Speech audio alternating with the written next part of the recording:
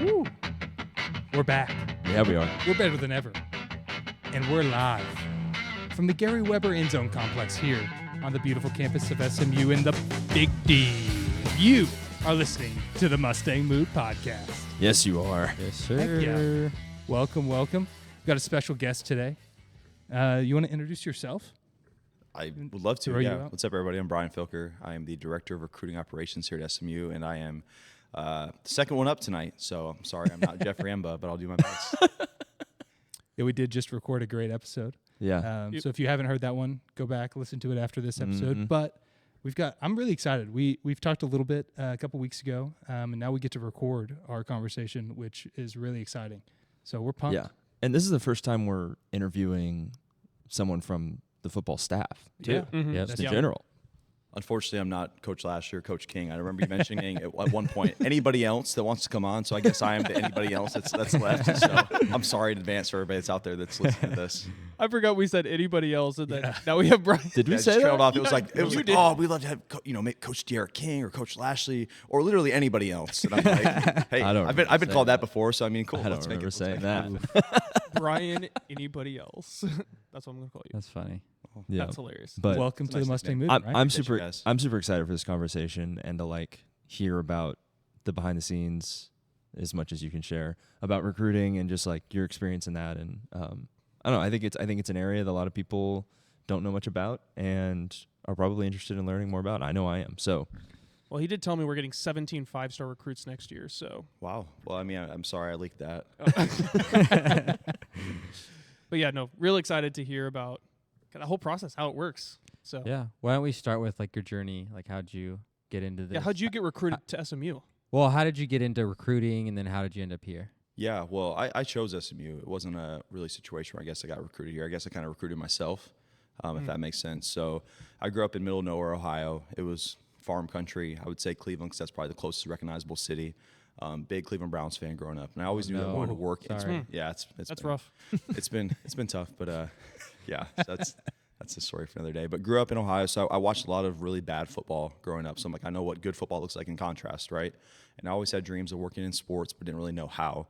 So it was kind of a roundabout journey. I went to junior college because I was not anywhere near a good enough football player. I tried to go walk on at Otterbein outside of Columbus there. I think they play in the OAC with Mount Union, those kind of powerhouses. And yeah, so at that point in time, Otterbein had won 3 games in 4 years. So I was like, I have a chance. This will be great. Slow, average-sized defensive back / utility player, whatever that's worth. So I tried to walk on there, and then needless to say, when I went to graduate, they won 9 games, and I never heard back from that coach ever. I think he deleted my phone number and everything. All to say, fast forward, ended up doing junior college route. Didn't really know what I wanted to do or how to get to the sports route, so I just was trying to do random things. So it took me about 6 years to get an associate's degree, which is not impressive by any means. Yeah, so that was kind of an interesting story. Worked every random job you can imagine, from McDonald's, which I learned about some new slogans today, which is pretty impressive. Worked there for almost 5 years. At one point, I was like, oh, I'm going to go the McDonald's route, right? And I'm loving it while I was doing it, so it was great. Didn't pan out. It didn't really feel right. I felt like I was kind of wasting my time. So I hit a reset. I joined the military. So I did 4 years in the Air Force from 2018 to 2022. Spent the bulk of my time out in Alaska. I was doing F-22 intel. I was working with the fighter squadron out there.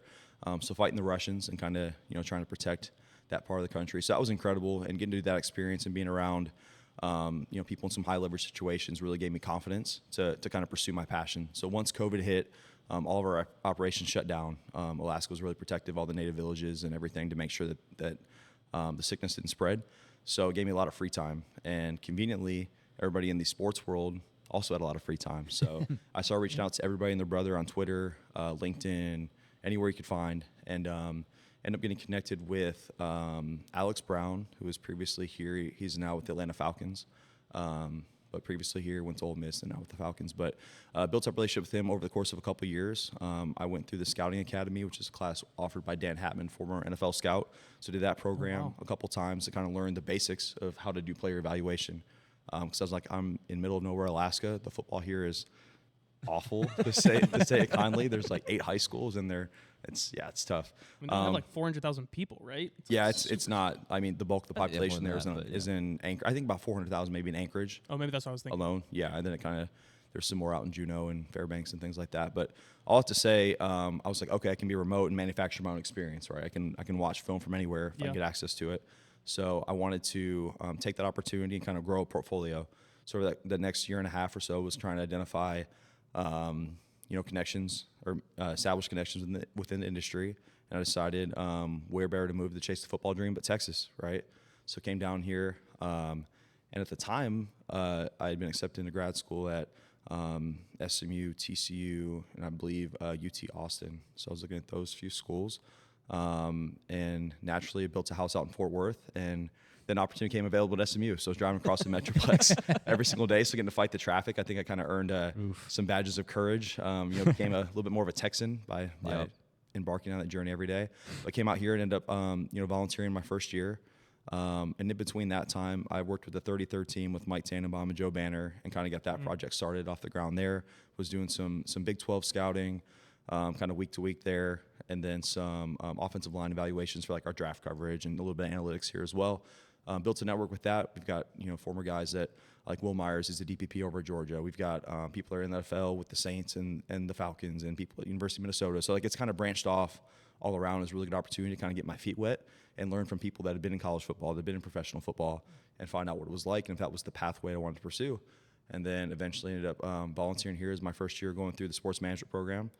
So did that and worked on transfer portal. I remember once Coach Lashley got hired, Alex was basically the sole, personnel department, right? So I'm in Alaska. For recruiting. Recruiting He was slash the- personnel, correct. Yeah, was so the he whole was thing. director of player personnel. Whoa. And then we had we had Shay Taylor and Bobby Brown, a couple other folks that were involved more in like ops and recruiting specific roles, but he was the entire personnel department. Okay. So we came in, we're trying to figure out what the roster is going to look like, right? After Coach Dykes left and went to go to TCU. We're like, okay, what's going to be left? What all do we need to fill? So I'm in a parking lot in Alaska with Wi-Fi trying to watch film and identify players. We ended up finding some good ones. Nick Roberts played really well for us there. Yeah. We had, Bo Crowless, Jake Bailey, a few of those Yeah. guys that came in and Yeah. really did some good things. So that was really my first trial by fire. Alex is like, hey, go and evaluate all these players and let's find some good ones. So that was a really interesting experience to just get into it and kind of earn some trust. And you're doing this on a volunteer basis at this point. Yeah, it was all volunteer. So much of this, especially getting started, is really driven on a volunteer basis. It's a huge leap of faith in a lot of ways. It is, yeah. It was one of those situations where it's like, I had a really good support system in place to come down here and pursue the dream. And I said to myself, I was like, okay, I went off to Alaska, which is thousands of miles away from home, and I did that at a fairly high level. Why can't I do it in sports? Yeah. So that was really cool. So volunteered there the first year, and then the next year an opportunity came available to become a graduate assistant. So I'm like, okay, one master's degree down. What's another one, right? It took me 6 years to get an associate's, and then I got working on 2 masters in 2 years. So, Heck yeah. which Love was it. wild. That's awesome. So yeah, working through that program here, and then I was working in recruiting and personnel both. So I'd help out with some transfer portal stuff, helping out with on campus, any sort of game day type things that were going on, credentials, any of those type of operational type needs. Do you ever help with so when Jeffrey was talking earlier, how he basically was doing the Diego Pavia, get that extra, do you help players with that kind of stuff too? Not so much on that. That's more like NCAA legislation type stuff. Let Okay. those things get figured out. More like attorney type. Yeah. That's Okay. that's definitely out of my bandwidth. Maybe if I keep going to school, one day that'll be. What's another degree, right? Well, I'm working. I start my law doctorate. school's next. I start my doctorate this fall. So Oh, let's get go. that- get He's that good. So program you're going to started. have an associate's, 2 masters, a doctorate. So two and a half masters. I have a graduate certificate as well and a bachelor's. So yeah, this will be Yeah, my and a fifth or bachelor's. sixth degree. Yeah. so then you just need a JD now, yeah. So yeah. So it's a natural Why not? progression. So we'll see what happens. I hear next, SMU's but- got a good law school. So Yeah. Oh no. Yeah, I've heard that as well. I'm actually surprised we're not, filming this in the law school. I figured after, Foundry kicked you guys out, Yeah, that'd be I know. the Yeah. next logical step. No, they said something about not being good enough to get in there. So Oh, Yeah. it's tough. But from that point, I'm helping out with Jeffrey and that and visit. So I would help with maybe some of the logistical type aspects of it. So if it's some of the behind the scenes, we've got a really great team in place with Kendall Lambert. She's our senior director of recruiting. Paige Smith's our director of on-campus recruiting. Bailey Bennett is our GA with recruiting, and we've got a really great team in place. And And Coach Lashley really sets the precedent of like everybody in the building recruits, right? Everyone from the janitor, John, he's going around throughout the day and he'll see you, give you a smile, tell you, hey, good, what's up, man? You're doing all right? So it's like everybody in the building has that responsibility and that role to recruit. So it doesn't matter if you're supposed to be watching film or what you're doing. Like when it's in those kind of moments and you have guys on campus, like our authenticity is what kind of shows, and we get to be ourselves, which is really, really incredible experience. It's like the culture is what recruits, less so than Yeah, absolutely. one person. Yeah, and don't get me wrong, like the position coaches do an incredible job too, and the coordinators and the head coach, like everyone does their role in maintaining relationships, establishing relationships, figuring out the right players that we need, right? And we have an incredible group of specialists, we call them as well, both recruiting, personnel, game day, that help out. And there's an army. We make the joke, we call it, the J.R. Sandlin's army. So we got like about 40 people running deep. We just got back from the personnel recruiting symposium in Nashville, and we had 23 people there. So I think we were about a third of the ACC represented at that conference, which was pretty cool. But all those people helped this thing function and run, and honestly, we couldn't do it without them. So I guess getting back to that origin story, so volunteering, we've got a lot of volunteers that are here as well. We go through the process of vetting them and making sure that they're a good cultural fit, that, may not be the most ideal situation on paper. We got some people that are postgraduate volunteers that are in their mid to late 20s that are really passionate trying to break in. But that's kind of what makes us unique, is that we're not really like a cookie cutter type situation. Like we're all we bring unique experiences, and I think that contributes greatly when we have people on campus. I think they can really feel that authenticity. Wow. I just love everything I hear about the SMU culture. It always just gets me. Yeah, can you talk more Super about excited. that? I know when we met with you a couple weeks ago, you were talking about the culture and why people don't want to leave here. Like, can you talk more about that?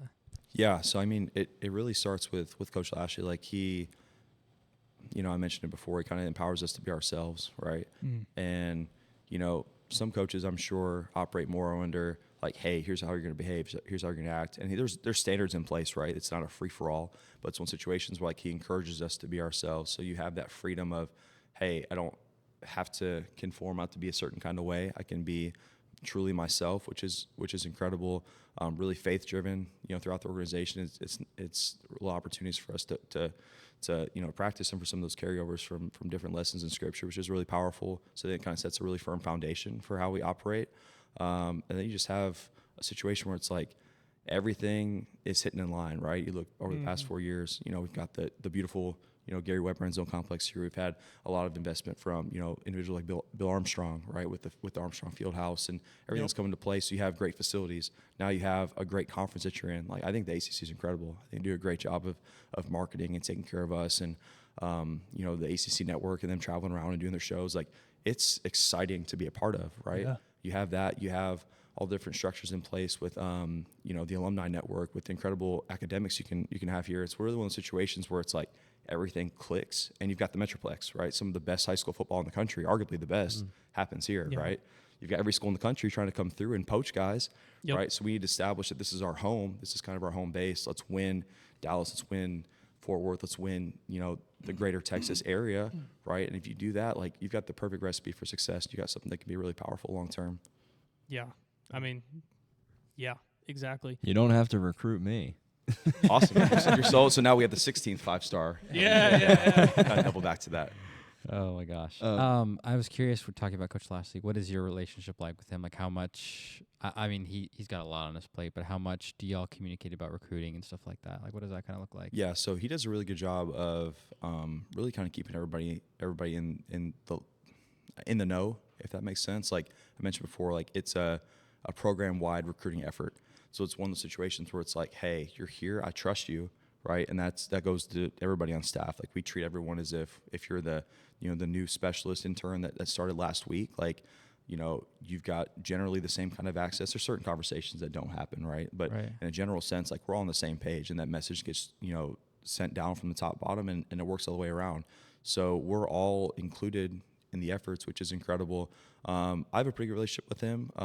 I try to just kind of be the, as quiet as possible and try to stay out of the way, because he does have a lot going on. So, but I know that he's accessible. Like, if there's something that I really needed, I could go and talk to him, and it's no big thing. I remember when I got offered the GA position, It took me in the office, and it was probably the first or second time I had like a legit sit down conversation with him, and I was so nervous. I'm sitting there, I'm like, man, he's great hair, he's got big hands, like all this kind of stuff, right? I'm like, man, I'm so intimidated.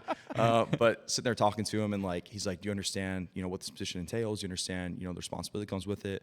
And when he finally offered me a position, like I was almost in tears, right? Because it was kind of the culmination of all this effort and work to get to that point. You hugged him and all that? Shook his hand. I did give him a hug. I did give him a hug. Yeah, eventually when we left the room, it was incredible. Warm embrace, which was great. But all that to say, moving forward from there, like he's the same guy, like all the time. Whether you see him on, doing an interview with pick your media outlet, or at practice, or in the staff room, like he's the same person, which I really appreciate. Because like I mentioned, it's that authenticity, it's that transparency, that everything that like rings true, and he demonstrates that on a daily basis. Very cool. So you were talking a minute ago about the ACC, like taking care of us, making some things easier. What was that like transition like from the recruiting side? Like how much has the pitch changed to come to SMU in the last couple of years? Yeah, so really the big thing, before it was like the promise of things to come, right? Hey, we're working towards getting in a Power 4 conference. We're working towards establishing a new facility. We're working towards all these improvements, which was cool, right? If you could sell that dream, right? But then you're going against established brands, whether it's, here locally or on a national scale, that, have had success. And it's like, okay, do you want to sell what could be, or you want to go to something that's already kind of readily made, right? You kind of plug in. Yep. But for us, it's a unique opportunity, because since the death penalty, like we have a chance to kind of like rebuild a brand, which not many places you already, have an established, history, lineage, culture. We got some great jerseys, right? That was a big thing at first. People were like, man, I love these jerseys, especially when we had like the all black jerseys that we debuted, I think 2 years ago. I know Walker doesn't like I know some mixed I'm not a big fan the players of love black. them. I know the Yeah, players. Yeah. That's So like the recruits that come through, like, Coach, I want to be in that black jersey. And it's like one of those things where it's like you have the pride of putting on the uniform, which it helped. Very cool. Right? Yeah. But then over the past couple of years, back-to-back 11-win seasons, back-to-back conference championship appearances, winning a couple of years back, the conference championship there, like you have this entire weight that was kind of like lifted off your shoulders. And now the pitch becomes like, look at what we're doing, right? So last year, we kind of set the standard, right? We saw what it looked like. You go to the ACC championship game, you go 8-0 in conference the first year, like you're on the doorstep of like, becoming a relevant, program again. And it's incredibly powerful. So you've got kids that previously, a couple years ago, probably wouldn't have given you a second look. You might get them to come through just because they're here locally, right? Which is cool. So you always have a chance to establish a relationship. But the hopes were almost like, hey, you take a shot, and then maybe on the rebound, whether they transfer or something else, you have an opportunity to get them because you have that established. Now it's like, I don't think there's a single person in the building doesn't believe that we can go out and get anybody that we want. You know what I mean? Like, but it's important to us that we make sure we have the right cultural fit as well. Like that's so important. You don't just go out and get insert 5-star here if you're not a high caliber person. So like that almost, makes it more powerful because you're still selective in the process. Yeah, you're choosy. So absolutely. What is that like?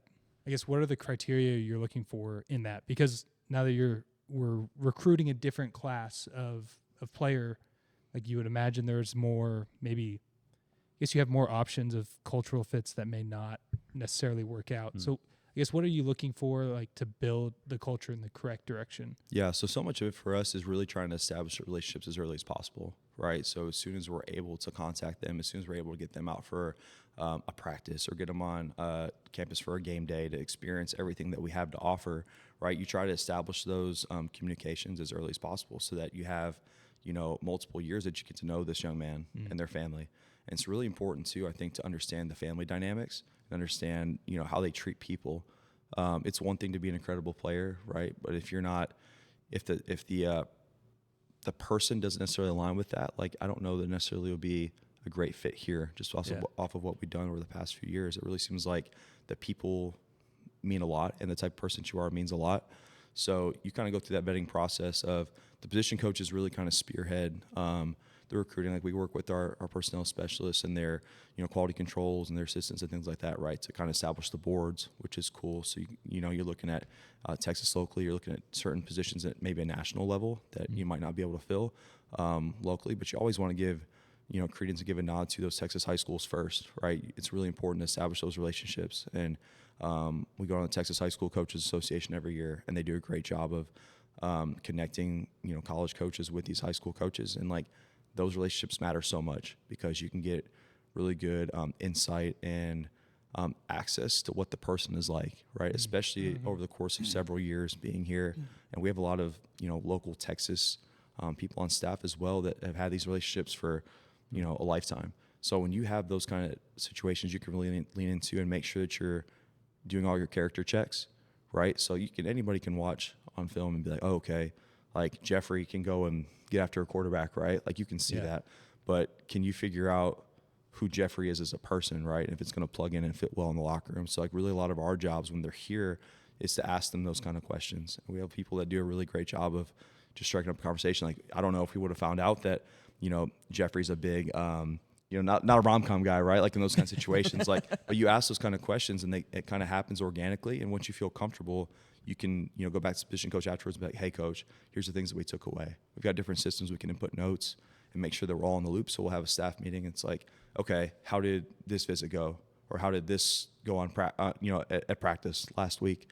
And you can really sit down and get a good idea and a firm understanding of what that person's like.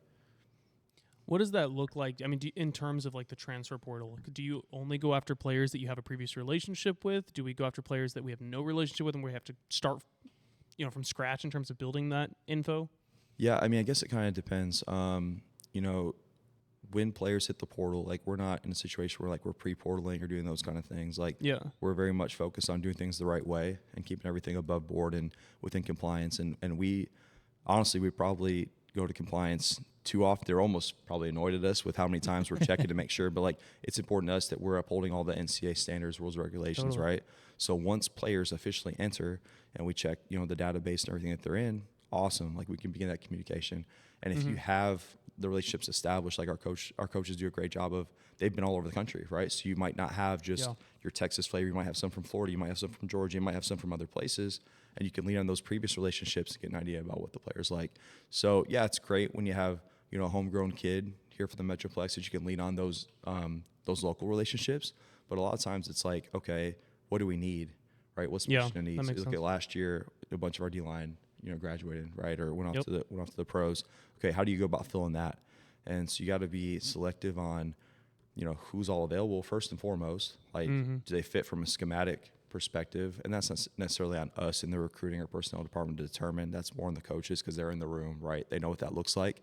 But we can help with the background check. We can help with figuring out that information, making sure transcripts align, make sure they can get here and actually, work towards a degree or get an additional graduate degree or whatever it looks like.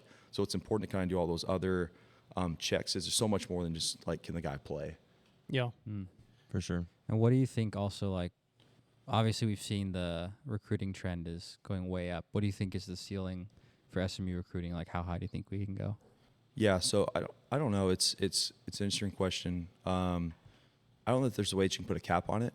I think it's one of those situations where we have a young head coach that's doing a lot of great things that people, I mean, you're seeing, like you mentioned earlier, people not wanting to leave the program, right? So that's coaches included.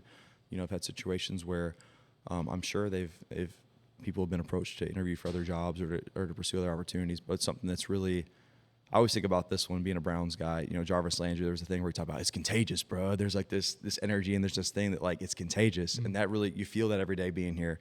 So it's a situation where it's like, I don't know if there is a limit that you can place on it.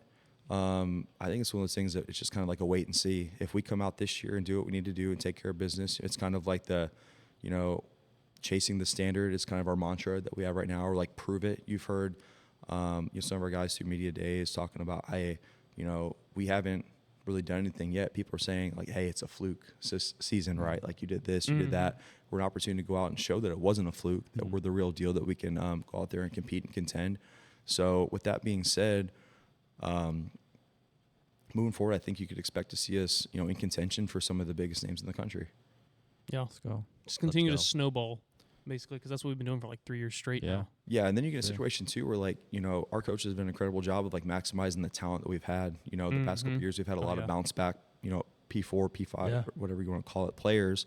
And you've gone on and, they might not have the ideal size. They might not have the ideal measurables, right? There's a reason why they were transferring away from another program or trying to find a better fit. So you look at the ability that we've been able to go out and execute with those type of players.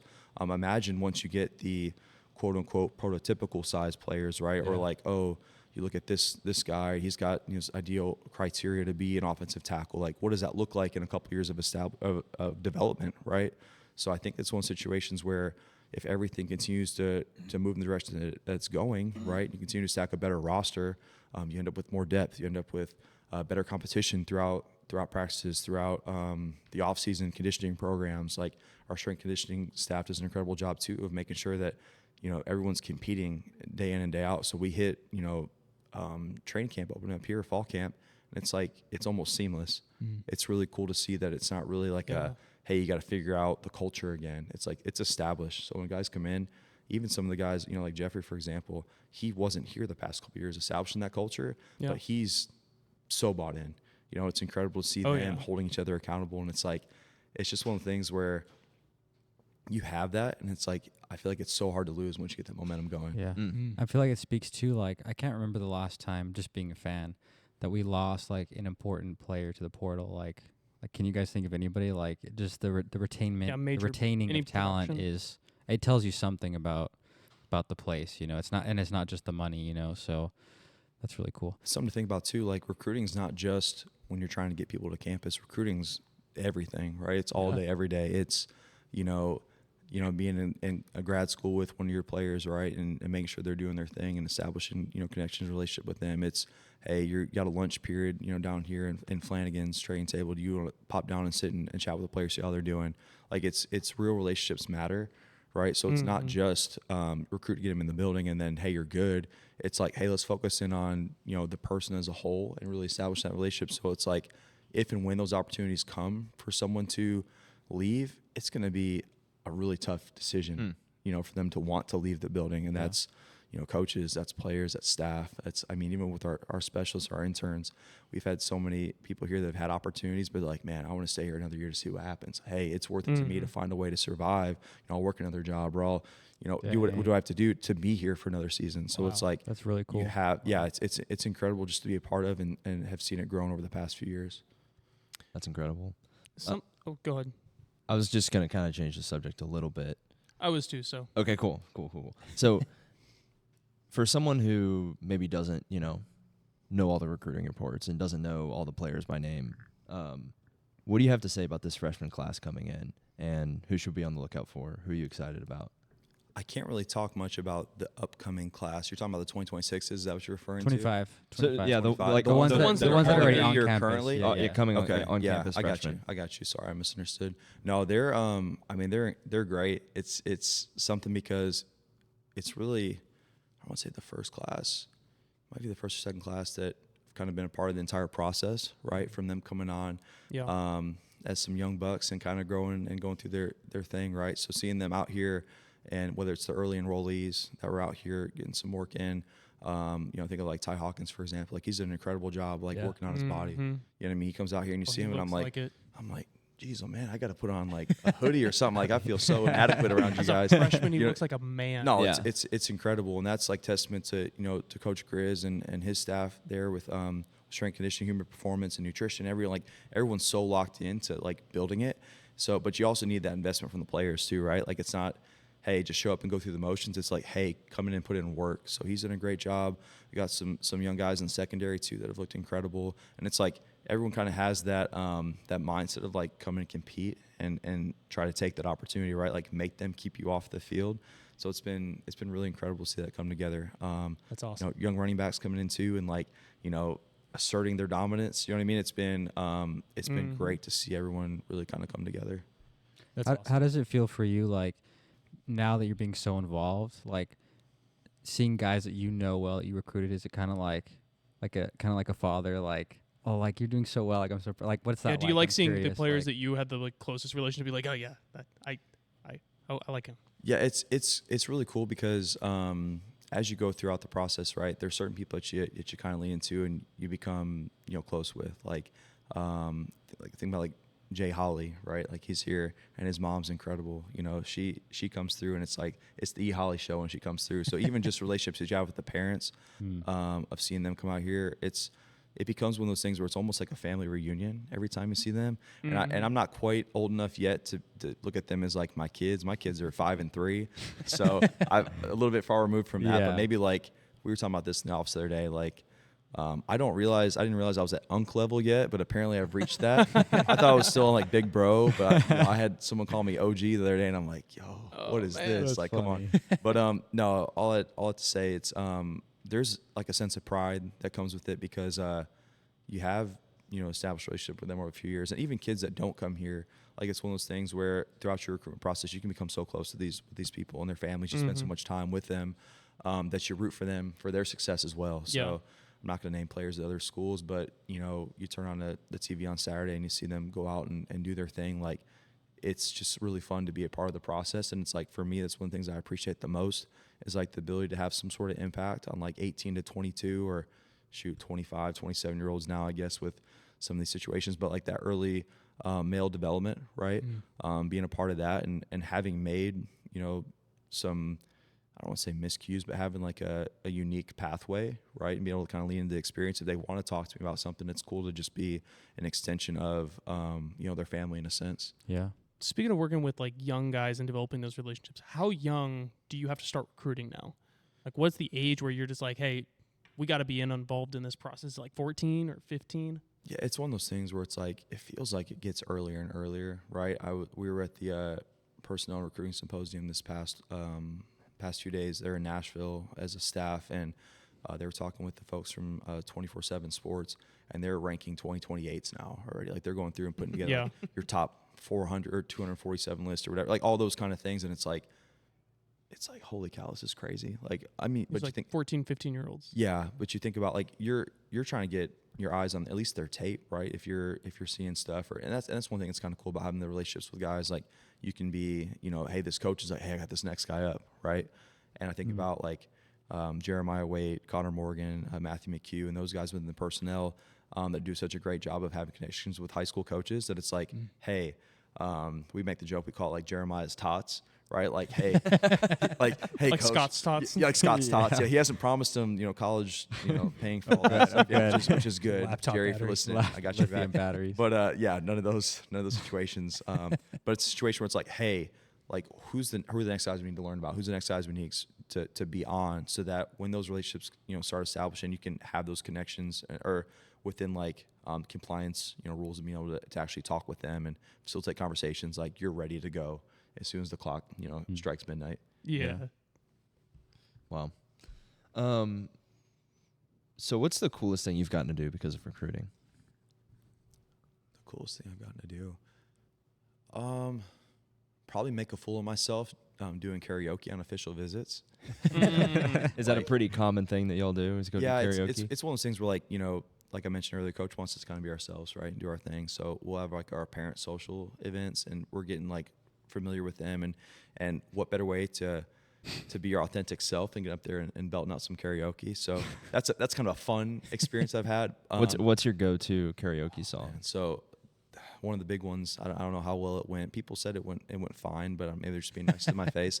I did a little All of Me, John Legend. Oh, so That's a tough one. Come on. It's Come on. I came with this, so I mean, we'll see. I came as I was and tried to do my There you thing. go. So that Mustang was Mood way. Mustang Mood way. That's right. That's right. Established today, August 7th, 2025. Oh, that's funny. But no, that was a fun experience, right? But then cool experiences like having the opportunity to go on the road with the team, right? To be at the AAC championship game, to be at the ACC championship game, to be in those situations where the access and the experiences that you have are something that's like so unique and so close within that team. So getting to see all the hard work that you put in to be a part of that. I remember how emotional it was, and seeing all these grown men cry, like weeping after we won the AAC 2 years ago, right? Like, you had like 40 years of relief and just kind of like all the pure emotion and being a part of that. Growing up in Ohio, and that's was something that was like wanted to attract me to sports, right? So watching how bad the Browns were when they would win, it was like the most amazing thing. There used to be a Twitter account where it was like the 480 bridge, and if the Browns lost, they're like, "Hey, everybody, stay off the bridge!" Like one of those kind of crazy situations. But like seeing the pure joy and excitement that comes with that, and being a part of this fan base that's like that deserves it. You know what I mean? It's a group of people here that love football and they love this school, and it's really the SMU fraternity, and it's so incredible to be a part of it and just to experience those emotions and riding the waves of a season and kind of coming out, achieving some of your goals along the way. It's really powerful. Yeah, I like to think of SMU as like America's football program. Like it really does. Like it just feels like the underdog situation rising up and just, I don't know, the red, white, and blue, everything. I made a push last year that we should rebrand SMU as America's football team instead of the Cowboys, and I still think we can do that. I think we're the best football team in Dallas. We are. We are. We already have the best dressed band in the land, right? There you go. Why can't we be, I love why it. can't we be the best, Football team in the land as well? That's what we're working towards. Yeah, there's just so much pageantry around SMU. It's I just love college football in general. That's why it's the best sport. But Yeah. not all schools have the same level. No, that's Like, true. it's It's just- true. Some schools have more than others, and I feel like SMU's just got it. It's got Yeah. that. Something It's special. got that X factor. Yeah. When Ford is full, it's magical. Yeah, It is. It's magical. That's what it is. Yeah. absolutely. I saw the Gary Weber end zone's already sold out for the season, which is pretty Is it awesome. really? Crazy. All the Yeah. premium, all the premium seating sold out. I believe it was Wow. last week. So I mean, people are ready, and it's Yeah. like you said, it's a contagious energy. You get out here and you see it, and it's like a very intimate, stadium, and it's like it's so incredible, especially with the student population this past year. Like they really bought in. They got off the Yeah. boulevard. Oh, yeah. They had their fun, right? They were Yeah. properly lubricated coming in, but being right behind the visiting team's bench, like they brought some incredible energy. Yeah. Oh, And it was yeah. just like you love to see that because it's the past couple of years, a few years back, it was almost like, hey, come see what we're about. You had that shootout in the game against Houston a few years back, right? Yeah. Tanner Mordecai, Rasheed Rice, Tank Dell, and who was Houston's quarterback? I'm drawing a blank. I don't remember. Either I don't way, remember at this either way, point. but going after it, like I it know was the just new like one. back and forth, like 70+ points. Like it was like Yeah. you could feel like the excitement that came with that, and now seeing big time programs coming in here and us doing our thing and protecting our home. It's been incredible to see. Yeah, that's so fun. That is so true. The students really bought in. Yeah. It's And I think it's only They gonna get didn't better. when we were in school. No, And we not were at all. bought in, but Nobody else there was was. a couple of us there. I mean, I remember back in what was this 2016? Like there was like same was like almost empty in some of the games. I mean, like the student section probably had like maybe a tenth of what it is now. Like it was so small, like people didn't care. It's super fun. It's just the environment is so Yeah. awesome now. Yeah. Well, Brian, where can people find you on socials if they want to give you a follow? Yeah, you can. Twitter's really the only social media, or X is the only platform that I have. It's at Bryan Filker. You might also see me as Coach Dr. Filk. I'm trying a little bit of rebranding there. I'm entering the doctorate program. Kind of jumping the gun there. Well, I'm in pursuit of it now, so I feel like I'm officially enrolled in class, and what's going to okay. stop me from doing it at this point? So There you go. I know, Chris Smith gives me a hard time every time. He's like, "You're not a doctor." I'm like, "I'm not claiming to be." That's why it says doctorate loading. You know what I mean? But you can find me on there. Doctorate loading. Doctorate loading. I feel like I'm a fun follow. I'm not entirely sure. A lot of SMU propaganda, which Oh, yeah. which is on love brand, Which is good. Got it. which is absolutely on brand. But no, I really appreciate you guys doing what you're doing. This is unique. Having 4 guys that really care about this school and about this program and like are here. If I had friends, I feel like what would it be like? If I had 4 friends, all my MySpace friends, rest in peace. I think Tom's still Oh out man, there. you just dated But, yourself I there. did, You I are did. the OG. But yeah, I absolutely I heard with a badge of honor. But no, seriously, like you guys are great. And if you haven't listened, this is kind of like your public service announcement to get on here and check them out. Oh, Thanks, dude, man. doing our job for us. Come Means on. a lot. Yeah, I love thanks, it. brother. Yeah. I do no. want to talk about one of your X posts brother. of Tyler Levine. Oh yeah, This is, we feel strongly about the drip on the field. Yeah. It's important. yeah. And no one had better drip than Tyler Levine. Facts. You want to tell us your take on number 31? Yeah, it's how it just- should be represented. It just, it was incredible. For me, it kind of reminded me of like a young Tim Riggins in a sense, right? Oh, Like you kinda yes. see, Yes. Friday Night Lights, seeing that, and it was just like Yeah. the mullet was incredible, the skull cap, the cowboy collar, like everything about The it. jersey rolled Yeah, up. like Tyler Levine was honestly like so critical to the culture that we've established here. He's got a really incredible story as well. And I was in grad school with him doing some classes in the evening, so I even had a more personal relationship, I guess, with him. Yeah. Off the football field, but it was really cool to see him, do his thing and embody, that toughness and everything. It was just like that brand was so on point, and I got so much love for Tyler. But it's tough. I mean, anybody trying to follow up, I think probably the closest on the current team would be, I think Stone Eby's trying to embody that. Yeah. Would probably be Yeah. the Oh, yeah. Yeah, closest, definitely. Yeah. closest look. But we'll see. I mean, that was pretty good. I'm glad you didn't go for the one with my creepy Air Force photo. Oh yeah, we'll publish that one too. Okay. They're both gonna get Yeah, a little military appreciation thing there, but yeah, it was a horrific mustache. But no, that was a lot of fun. Hey, if it Ty's makes great. you feel any better, at the ACC championship game, a Clemson fan said something very rude about my mustache, and like they must make those kind of terrible mustaches in Dallas, and I was like, okay, Yeah, it he's hurt, got a it clean hurt me, lip. so I'm ready for revenge this year because it was painful. But It must have hit home because you're pretty clean shaven. Yeah. now, so it must have yeah. had some real They impact. literally insulted it off. surprisingly, my wife likes it, but it's so bad, like I don't know. Anyways, it Yeah. doesn't matter. It's so bad it's good. but there you go. Well, I thank love you it. so Love having you much. on. Thank you for your Appreciate you service guys. also. Yeah. Appreciate Yeah, it. thank you. Absolutely. Thank And you guys. thanks for being on today. Yeah, I appreciate you. Appreciate it. And yeah, Go pony Mustangs. up. Go Yeah, go. give Coach Dr. Filk a follow. Yeah. And subscribe I on love it. YouTube, follow on Instagram, leave a comment. And we're getting active on Twitter again. We are. So, We're follow back, us on baby. Twitter. We're back on Twitter. Yep. We've been inspired. Check out the mustangmood.com for merch and just links to all of our different socials. And if you find us at a football game or on the boulevard this year, Yep. and take a picture with us and post it on your Instagram stories and tag us, you will get a 30% discount code Yeah. for the store. Yep. So it's exciting Excited about stuff. It'll be All right. great. Alrighty. Pony up. Pony up. And Let's once go. again,